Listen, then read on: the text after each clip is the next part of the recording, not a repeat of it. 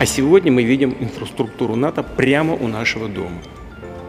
Более того, обсуждаются вопросы вступления Украины в НАТО. Говорят, как вы сказали, это не будет завтра. А когда?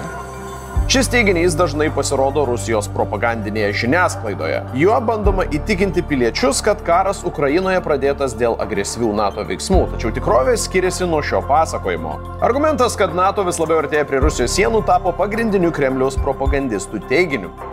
Они готовятся с нами воевать серьезно. Закончатся украинцы, начнут они сами. Paprastai žiūrovo akys kreipiamos tik į vakarinę sienos su alijansu dalį. Tačiau tikrovė atrodo visai kitaip.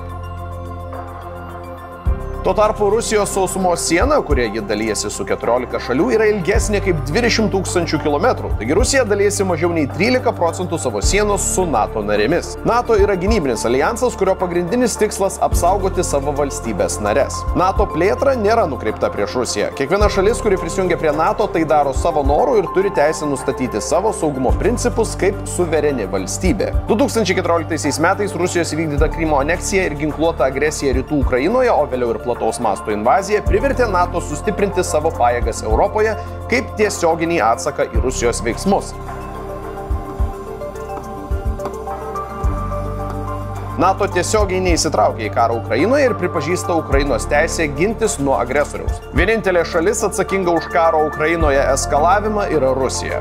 The huge warfare Russia is having in Ukraine, they are ready to attack a neighboring country. Ačiū, kad žiūrėjote. Nepamirškite pasidalinti savo mintimis komentarų sekcijoje ir sekite mus socialiniuose tinkluose.